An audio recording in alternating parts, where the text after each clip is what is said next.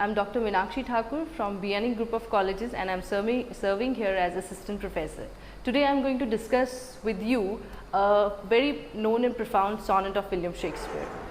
Today we are going to discuss the sonnet, which is also called as Sonnet 55, Not Marble Nor the Guided Monuments. Right? Before analyzing the sonnet as per the meanings, I would like you to introduce with certain technical structures of this sonnet. First of all, why it is called a sonnet? Because it is of 14 lines. So whenever we are going to study a sonnet, we have to mark the number of lines. First of all, a sonnet has 14 lines. The second feature is, in a sonnet there is a traditionally a kind of a pattern which Shakespeare follows, that they have a quatrain of 3 quatrains in a sonnet. So these are the 3 quatrain. Because they are comprising of 4 lines, that's why we call it as a quatrain, and the sonnet is ending with a couplet. So this is actually a couplet. So this sonnet has 3 quatrains and a couplet. Quatrain stands for 4 lines, that's why it's quatrain. Okay, now the third thing is that, talking about the rhyming scheme of the sonnet, as such, the first one is monuments. It doesn't rhyme with the other one, that is rhyme. So monument is rhyming with the other thing, that is contents. Monuments and contents. So this is having a same rhyming scheme, so we'll be putting a same symbol, that is AA. Rhyme is having rhythm with time, so this will be marked as BB. So for this first quatrain, we have a rhyming scheme of AB, AB. Similarly, for the second quatrain, the rhyming scheme will be turn, burn. So this is C, C. Then we have machinery and memory. So here it will be D, D.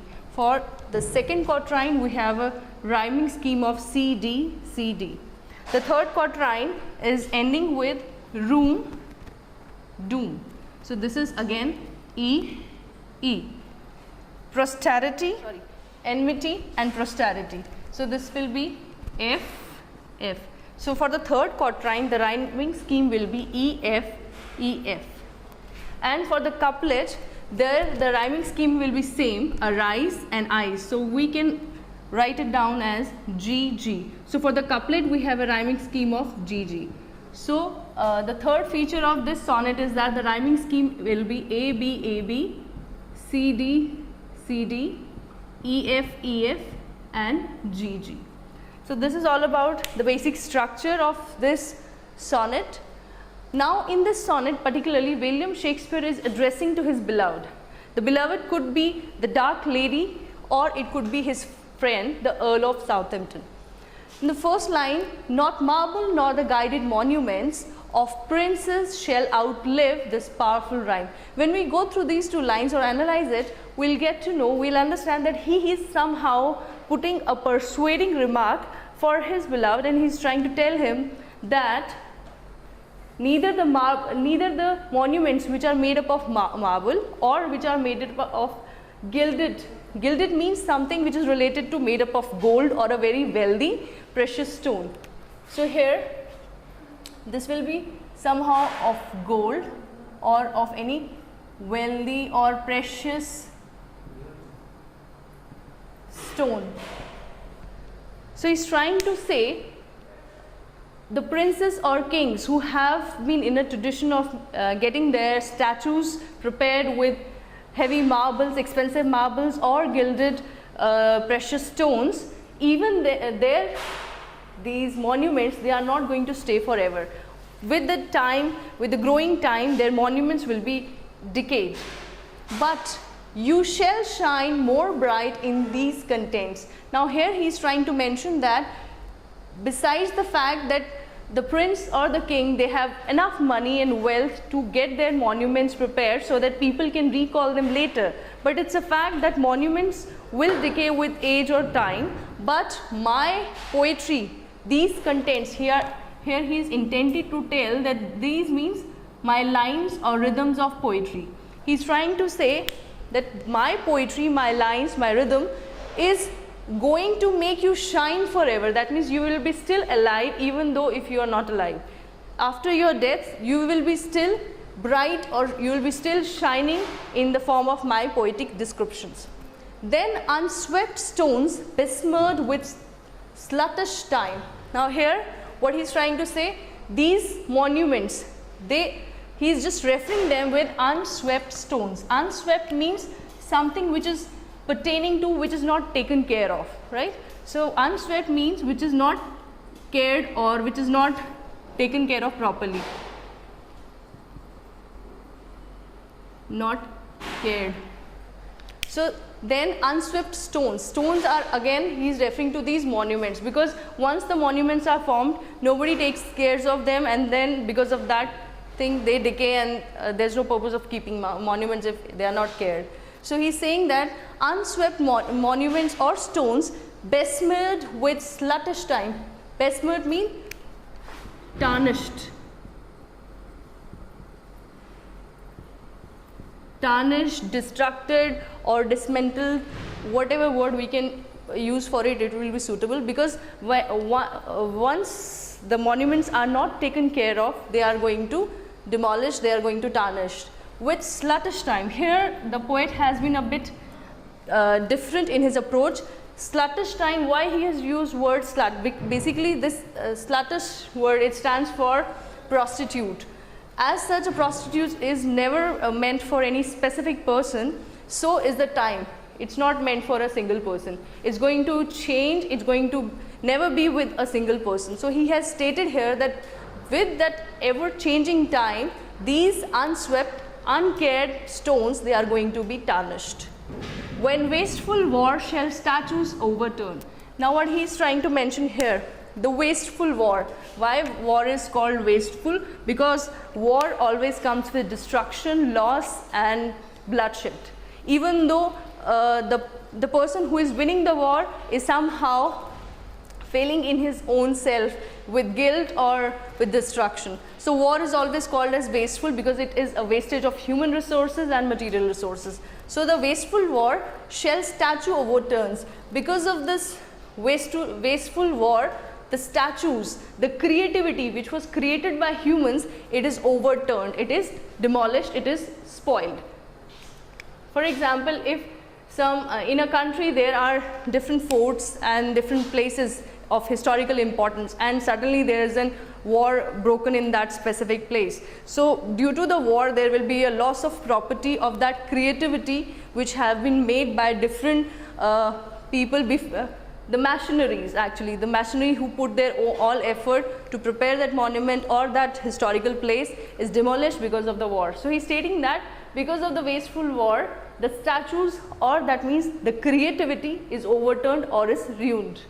And broils root out the work of machineries. Broil stand for fight or again war. Because of the fights, it root out the work of the machineries. Machinery means the workers who are putting their hard labor to prepare something like statues, forts or historical buildings. So their effort, their work is being spoiled by the fights. Nor Mars his sword, nor war's quick fire shall burn. Now he is referring to Mars. Mars is considered as the god of war. Now he is stating that even though if Mars, the god of war, he came down to earth with his sword, he has the most powerful sword because he is the god of war.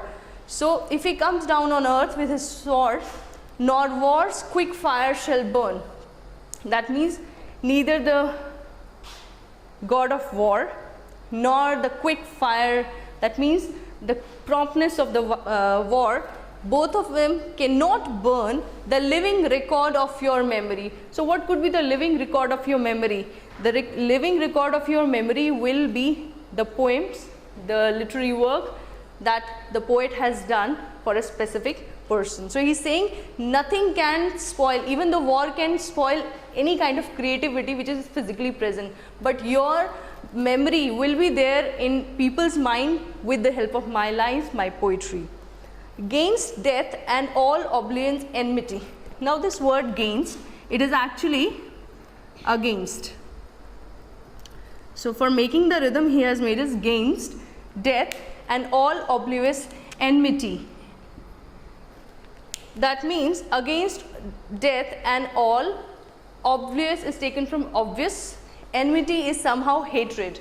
Besides the fact there is a lot of disturbance because of the death, there is lot of problem because of the obvious hatred, shall you pace forth, your praise shall still find room. It's a fact, although there is a criteria of death, although there is an obvious kind of a hatred when there is a war, but you will pace, that means your growth will proceed further, your praise shall still find room. That means even though if you are a subject of praise right now because of your beauty, because of your youth, but even though after a few years your youth is not there, your beauty is not there, but still there will be a room for your praise. Why?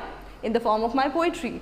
If you get old, but still people will appreciate you for your beauty which you had when you were young, and they'll get to know about it with the help of my poetry, my lines. Even in the eyes of all, posterity. Now here posterity, it means the coming future generation, right?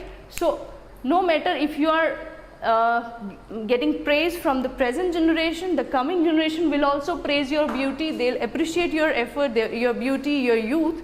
Why? Because they'll be getting it informed with the help of my poetry, my lines.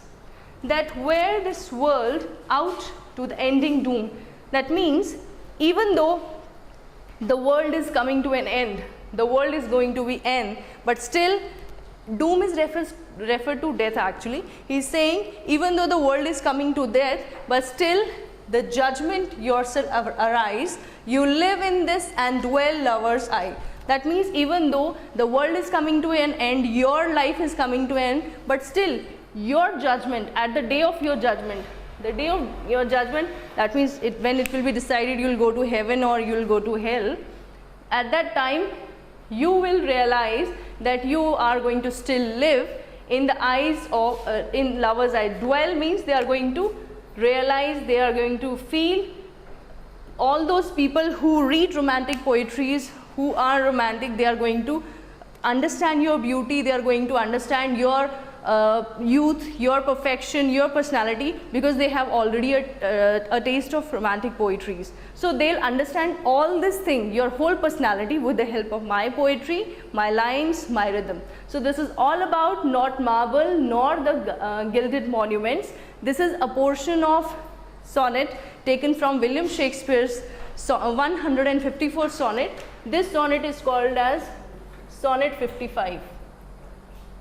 And in this sonnet, Shakespeare is addressing to the person whom he admires most, and he is trying to persuade that person that you should not feel dejected that you are going to die someday and nobody is going to remember you. You will be remembered with the help of my poetry, my lines, and you have to accept this fact. Even though people are very wealthy, people are very influential, but still if they are not getting their beauty or their youth or their appreciation in the form of any poetry or such praises, they won't be able to get remembrance, they won't be remembered by others, because literally they are not, their perfection is not being recorded. So you are perfect, you are very much opportunist, because you are being recorded by my verses.